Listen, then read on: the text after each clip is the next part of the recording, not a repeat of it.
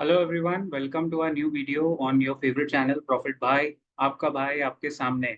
मेरे 2 करोड़ टैक्स वासियों, यही टाइम है कि अच्छे से अपनी पोजीशंस एक बार चेक कीजिए, क्योंकि मार्केट में उतार चढ़ाव बहुत है और ये वॉलेटिलिटी कैसे स्पॉन्सर हुई है। ये up move Nifty 23,000 life time high कैसे स्पॉन्सर हुआ है, उसका भी रीजन आपको बताएंगे। इस एपिसोड में आप देखोगे बहुत सारी चीजें। सबसे पहले फाइन ऑर्गेनिक्स पे बहुत लोगों ने क्वेश्चन पूछा था, तो मैं again for the benefit of our new subscribers एक छोटा सा व्यू पॉइंट देना चाहता था इस पे। स्टैंडर्ड डिस्क्लेमर: नो स्टॉक और म्यूचुअल फंड और anything covered on this channel, none of them is a buy or sell recommendation. Please do your own research and then buy and sell according to your financial advisor. उसी से consult कीजिए।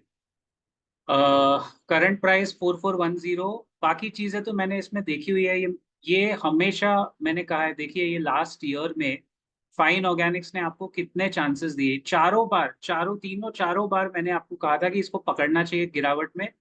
जब ये ऊपर गया and whenever it came down, it took support approximately at 200 day moving average. One, then two, then three, and अब ये वापस वहां से चढ़ने की कोशिश कर रहा है। एक मिनी करेक्शन ऑलरेडी इसने दिया, लेकिन इसका देख लेते हैं एवरेज क्या है। 200 डेमा और 50 डेमा, वैसे लोग 20 डेमा देख सकते हो, 10 डेमा देख सकते हो, बट क्योंकि हम लोग थोड़ा पोजिशनल वे में देखते हैं, तो मैं यूजुअली प्रेफर करता हूँ कि 200 डीएमए और 50 डीएमए। 4339 है 50 डीएमए, 4489 है 200 डीएमए। सो नाउ इसमें ट्रेड ऐसे बनता है कि अगर ये 4339 के ऊपर, जो कि लग रहा है सस्टेन कर रहा है, and if it crosses over 4489, 200 डेमा के ऊपर जब निकले और वहां टिक जाए 2-3 दिन, देन 10-12% वापस 5,000 तक इसमें बन सकता है पोजिशनल।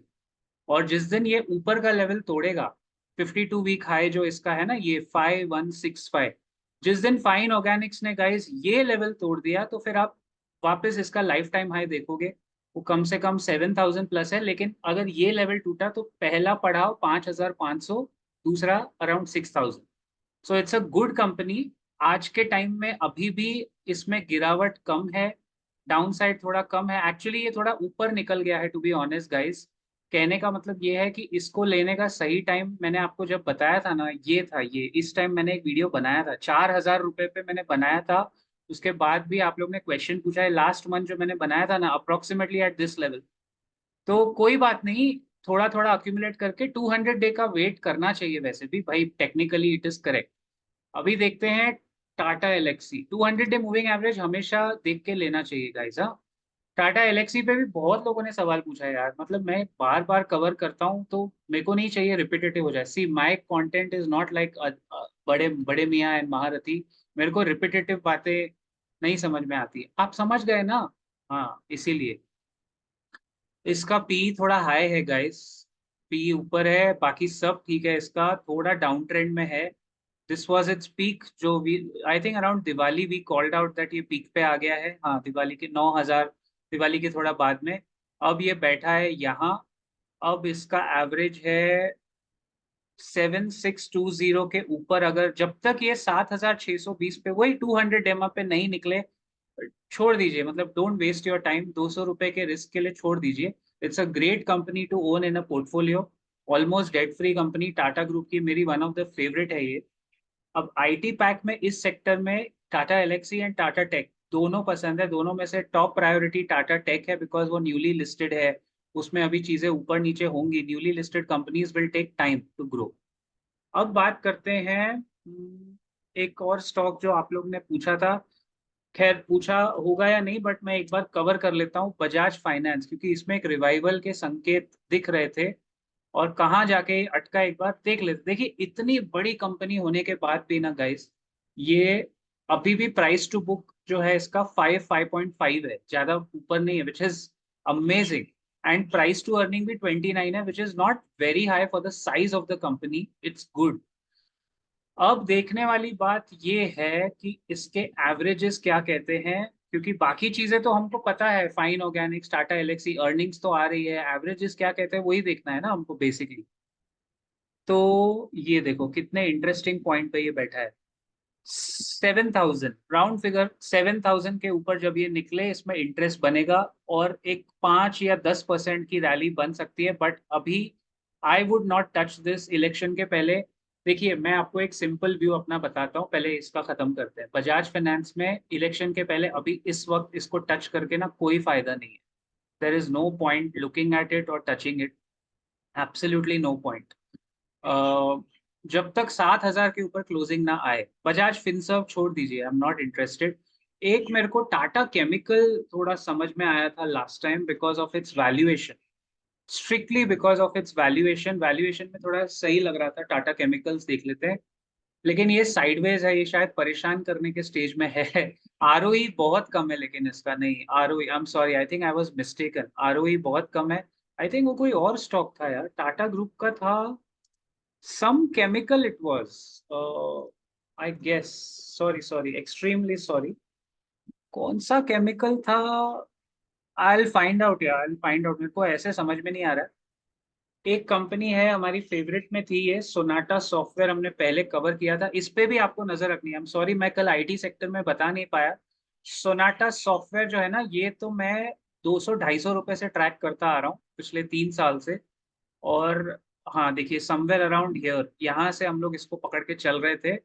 इस पे आपकी नजर, पैनी नजर होनी चाहिए। अगर आईटी सेक्टर में आपको देखना ही है तो स्मॉल कैप मिड कैप में this is a great company. देखिए 14,000 करोड़ का मार्केट कैप है, पी थोड़ा हाई है। जैसे सैक्सॉफ में भी वही प्रॉब्लम है, मेरे सब्सक्राइबर ने कमेंट भी पूछा है कि इसका पी जस्टिफाइड नहीं है। बट गाइस, यूएस में जब फेडरल रिजर्व रेट कट करता है ना, तो यही कंपनीज फिर भागती हैं। देखिए ये मेरा एक्सपीरियंस है, ये आपके भाई की गारंटी है। गारंटी तो कोई देगा नहीं, लेकिन हाँ इसका प्रॉफिट नीचे गिरा, थोड़ा नीचे गिरा स्लाइटली, तो इसमें करेक्शन आया, लेकिन ये मौका है। इस कंपनी ने आपको पिछले कई सालों के प्रॉफिट में डिसअपॉइंट नहीं किया है, ग्रोथ दिया है। लास्ट ईयर ये पहली बार इसका प्रॉफिट नीचे गिरा 452 से 308।